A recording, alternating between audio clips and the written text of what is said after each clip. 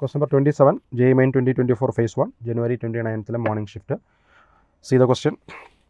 Number of the compounds among the following which contain sulfur as heteroatom. തയോഫിനിലാണ് വരിക. തയോഫിൻ എന്ന് പറഞ്ഞു കഴിഞ്ഞാൽ structure I think you know അല്ലേ. തയോഫിൻ.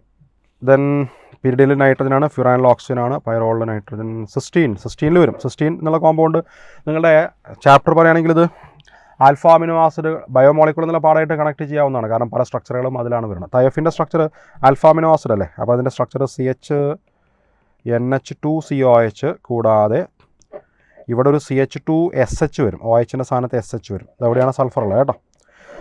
അപ്പോൾ ട്രയോസിലില്ല. അപ്പോൾ ആകെ രണ്ട് കോമ്പൗണ്ടുകളിൽ എന്ത് വരുന്നുള്ളൂ, സൾഫർ കണ്ടെയ്നിങ് ആയിട്ടുള്ള സ്ട്രക്ചറുള്ളൂ. Number of the compounds among the following which contain sulfur as heteroatom ഇതാണ് കേട്ടോ. ഹെട്രോ എന്നുള്ള വാക്കിൻ്റെ അർത്ഥം കാർബൺ അല്ലാതെ പുതിയ ഏതെങ്കിലും ഒരാൾ വരുമ്പോൾ. ഓക്കെ, ബേസിക് ബാക്ക് ബോണ്ടിൽ കേട്ടോ.